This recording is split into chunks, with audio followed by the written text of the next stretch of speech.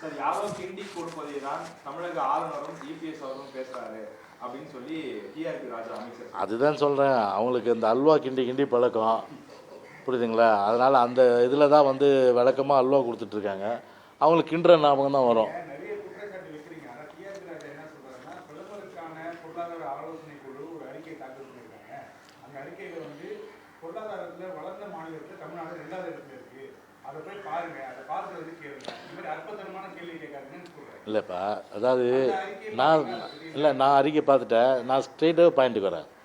அப்போ பொதுச்செயல் கேட்டதுக்கு என்ன, இப்போ நான் சொன்னேன்ல, மகாராஷ்டிரா வந்து பார்த்தீங்கன்னா மொத்தம் எத்தனை லட்சம் கோடி? மொத்தம் 60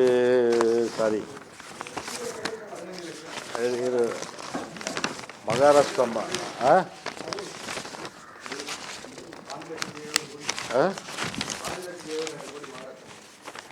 எங்கப்பா முதல் பக்கம்? அதாவது அந்த டாவோஸ் சுவிட்சர்லாந்து மாநாட்டில் மட்டும், அதாவது வந்து மற்ற அதாவது அரசு நிறுவனங்களும் சரி, அதே போல் வந்து உலக அளவில் வந்து எல்லா மாநிலங்களும் நாடுகளும் போய் பங்கு பெறும். அதில் இந்தியாவில் ஈர்க்கப்பட்ட முதலீடுகள் பார்த்தீங்கன்னா கிட்டத்தட்ட 20 லட்சம் கோடி. இதை தெளிவாக சொல்லி 20 லட்சம் கோடி. அதில் 80% வந்து அதில் வந்து மகாராஷ்டிரா வந்து அவங்க வந்து அதில் முதலீடு பெற்றிருக்காங்க, எம்ஓஐ சைன் பண்ணிட்டாங்க. மீதி வந்து 15 அதாவது 80% எவ்வளோனா 15,70,000 கோடி. அதே போல் தெலுங்கானா 1,07,000 கோடி. அதே போல் கேரளா, உத்தரப்பிரதேஷ். இந்த தெலுங்கானாவில் இந்துஸ்தான் லிவர் வந்து 2 மேனுஃபேக்சர் பிளான் போட்டுது. நாங்கள் இதை தான் கேட்குறோம், நீங்கள் சுற்றி வளைச்சி பேசுகிறீங்கன்ற. அதான் நான் சொன்னேன், பட்டுக்கோட்டை கோழி கேட்டால் கொட்டை பார்க்குன்னு சொல்கிறீங்க, சுற்றி வளைக்காதீங்க. இங்கே தமிழ்நாட்டுக்கு எவ்வளோ முதலீடு கொண்டு வந்தேன் நீங்கள் பார், ஜிடிபியை பார், வளர்ச்சியை பார், பொருளாதார ஏற்றத்தை பார். அது எங்களுக்கெல்லாம் வந்து டீட்டெயிலாக அதுக்குள்ளே ஒரு டிபேட் வச்சுக்கலாம், நம்ம பேசிக்கலாம். ஜிடிபி வந்து எந்த அளவுக்கு வளர்ச்சி அடிச்சுது, அதுக்கு முன்னாடி எங்களுடைய ஆட்சி காலத்தில் என்னென்ன திட்டங்கள் நாங்கள் கொண்டு வந்தோம், அதன் மூலமாக வந்து பார்த்தா தமிழ்நாடு எந்த அளவுக்கு வந்து வளர்ச்சி பெற்றது. அதனால் அதையெல்லாம் சேர்த்து சொல்கிறீங்கன்னா நான் அதில் சொல்ல முடியாது. நாங்கள் கேட்குற கேள்வி வெரி சிம்பிள், இன்வெஸ்ட்மெண்ட்டு எவ்வளோ கொண்டு வந்தீங்க? இப்போ நீங்கள் கேட்குற மாதிரி இவங்களும் அந்த மாதிரி சொல்லியிருந்தால் நான் ஏற்றுப்பேன். யார்? மகாராஷ்டிரா, தெலுங்கானா, உத்தரப்பிரதேஷ், அதே போல் வந்து ஆந்திரா, இவங்க சொல்லியிருந்தா கூட ஏற்றுப்பேன். அவங்கள என்ன சொல்லியிருப்பான், பிரைம் மினிஸ்டர் கொடுத்த அறிக்கையில் பாருங்கள் அப்படின்னு சொல்லிட்டு ஒரு வார்த்தை சொல்லிட்டு அவங்க தெளிவாக சொல்கிறாங்களே, மொத்தத்தில் வந்து 20 லட்சம் கோடி. இது உங்களுக்கே தெரியாத விஷயம். நான் இப்போ இதை 20 லட்சம் கோடியில் 20 லட்சம் கோடி அவங்க வந்து எடுத்துகிட்டு போயிருக்காங்க. நீங்கள் போனீங்களே ஒரு 10 லட்சம் கோடி இல்லை 5 லட்சம் கோடி வாங்கியிருக்க வேண்டியது தமிழ்நாட்டுக்கு. அதுதானே எதிர்பார்க்குறோம். எம்ஓஐ நீங்கள் வந்து சைன் பண்ணிட்டு வர வேண்டியது தானே. எம்ஓஐயும் சைன் பண்ணல, இன்வெஸ்ட்மெண்ட்டும் கிடையாது. அப்புறம் எதுக்கு தான் போனீங்க நான் கேட்குறேன், மக்களுடைய வரி பணத்தில்? அப்போ வந்து அது விழலுக்கு நீர் தானே, அது ஒரு பிரயோஜனமே கிடையாது. அது எடப்பாடி பழனிசாமி நேரில் சந்தித்தால் இல்லை, அவருடைய இது ஆசையாக இருக்கலாம், புரியுதுங்களா? எல்லோரும் ஆசைப்படுவாங்க.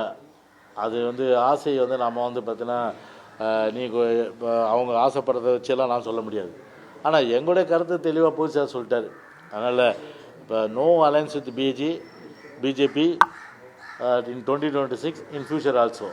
That is our political stand. Okay. இப்போதும் இல்லை எப்போதும் இல்லை தான் எங்களோட ஸ்டாண்டு. ஓகே. இல்லைப்பா, ஒரு அது நல்ல கேள்வி கேட்டீங்க. ஏன்னா மீடியாவில் கூட நேற்று இப்போ பார்த்ததை வச்சு இல்லை, நேற்று பார்த்து வச்சு கேட்குறீங்க. நான் சொல்கிறேன் இல்லை பண்பாடுன்னு ஒன்று இருக்குது. முதல்ல ஒரு தமிழன் பண்பாடு இல்லையா, அரசியல் எதிர்ப்புதல் இருக்கலாம், புரியுதா? என்னை பொறுத்தவரை நான் சொல்கிறேன், என்னை பொறுத்தவரை பார்த்தீங்கன்னா ஒரு பண்பாடு கருதி எதாக இருந்தாலும் நான் பேசுவேன்.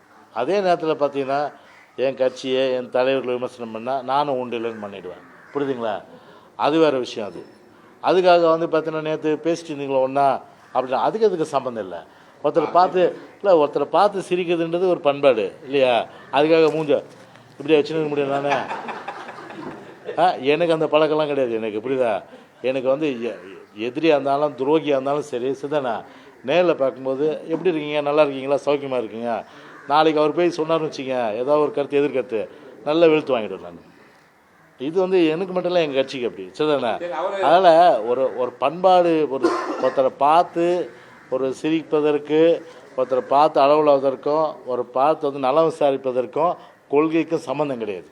அது வேற இது வேற. நீங்க சொன்ன மாதிரி அரசியல் நிரந்தர எதிரியும் இல்ல கருத்துக்கு அவர் அண்ணாமலை வந்து ஒரு பண்பாடோடு உங்களோட கூட்டணி வரலான்னு வந்தாருன்னா என்ன பண்ணுவீங்க அப்போ? இல்லைங்க, அதுதான் நம்ம கட்சியத்தை முடிவுங்க.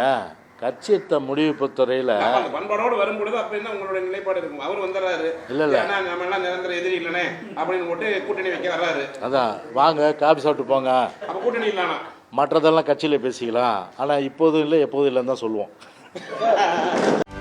செய்திகளை உடனுக்குடனும் துல்லியமாகவும் தெரிந்து கொள்ள சப்ஸ்கிரைப் பண்ணுங்க.